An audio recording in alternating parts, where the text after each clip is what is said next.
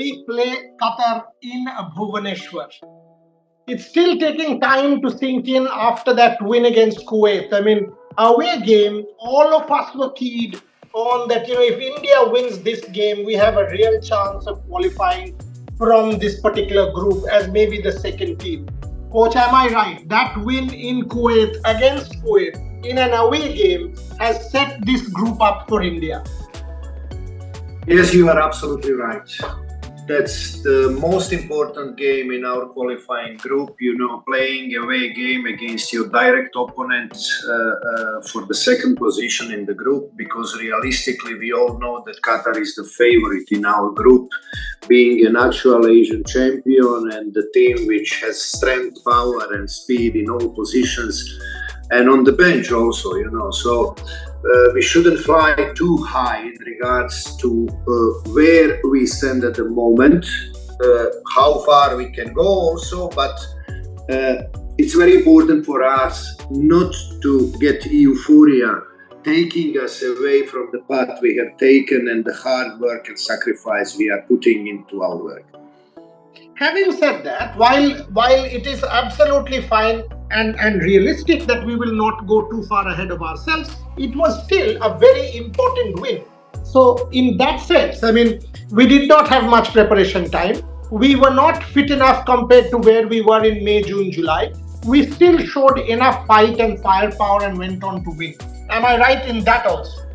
No, you are absolutely right. And what I pointed out to our players after the game a few days back was one thing which was really important to me. Going out in Kuwait to play fearless football with a high press, with whatever we had in our legs at that moment, without many days of preparation, but playing with the brain. Consistent high press, middle press, playing aggressive and not getting booked throughout 90 minutes, making the opposition getting nervous, getting them out of their seats and comfort zones, and making them do silly things and being sent off at the end of the day. So what is it against Qatar now? I mean, we know Qatar is better. We do. I mean, we know Qatar is a World Cup team. But when you play Qatar, firstly, I am told it is a sellout. My people will be there, 3 of our reporters will be there in Bhubaneswar, to report, support, do everything. But in a sellout situation, you will have home support. Set this match up for me, please.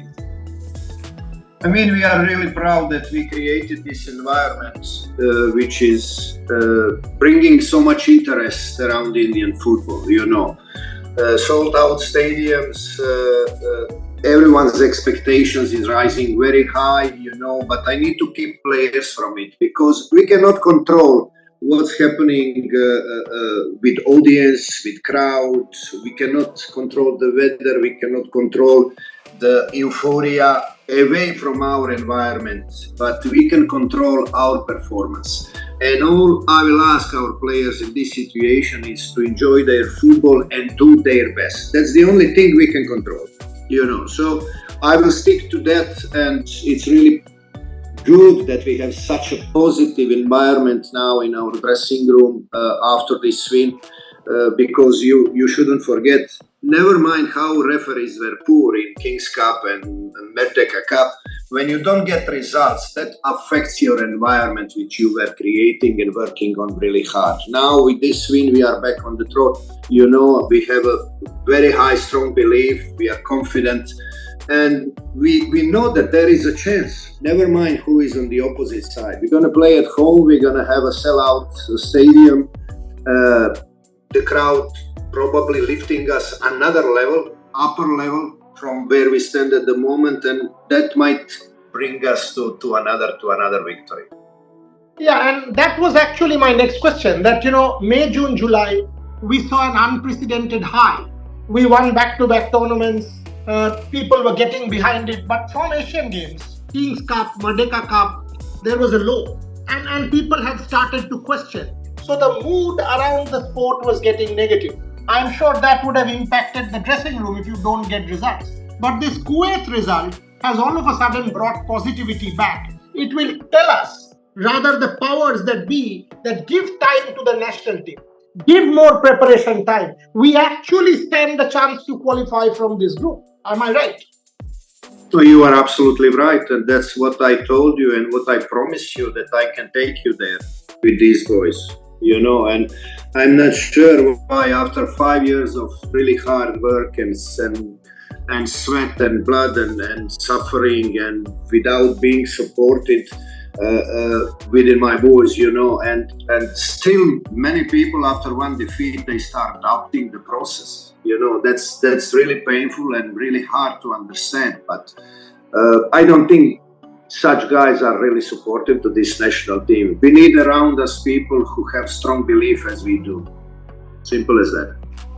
Manveer, a word on Manveer, felt very good for him. He got a lot of flack, but his performances in the ISL and of course that goal that day sort of stood out, should give him a lot of confidence. Yes, absolutely. Absolutely, you are right. As I say always, when I watch the comments from outside and people, what they think, how they see the football, then I start doubting myself sometimes, am I right? Because when too many people are harsh on some of our players, then I need to reconsider what I've been doing, how I feel about them. Am I too emotional towards some of them or not? Then I analyze everything, and I come back every time to the very, very same position. I need to back up these boys. We don't have other option, because we don't have pool of 4 million players registered playing in Indian professional football leagues. We have only 50, 60 players which are there playing, and if you have in mind that 20% of them are out of form or not good enough to compete for the national team, if you have in mind that there are only several players who have been here with the national team since the very beginning, who understand the process and the expectations, then we cannot keep changing the players in such a way some people would love to see. We cannot accept inviting players to the national team after one brilliant goal or one brilliant action in the ISL. It doesn't work that way. It's a massive process, and understanding of what is needed and required to play for the national team is such a different from what many people see watching ISL games and being, impressed with one action or one game by some players. So I have Manveer Ali, which I trust, which I have lots of faith. I have others also. I have Rahim Ali here. I have Ishan Pandita. I have these boys which I trust, which prove to me with their commitment, with their hard work ratings and everything else, what is needed for the national team, that the day must come, they will produce for the national team. If I give up on them, who we got then? Interesting ideas, and this is what matters. You are standing by your boys, you are giving them the protection, the support, the confidence. That is what matters for any sports person. When you take it and say, oh, you know what, you go play, I'm there for you. Coach, before the Kuwait game, you had said to me you were very worried.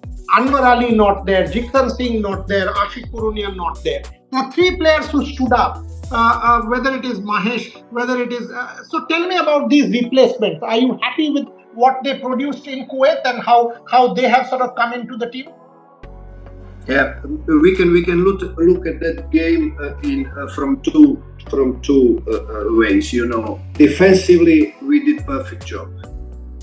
I think we allowed Kuwait only one half a chance, not even a clear chance in front of our goal, and that was one cross from the set piece, which had happened, and we were there. The player missed. We didn't react very well. That was all throughout 90 minutes playing in a away game against Kuwait. So defensively, job done perfectly.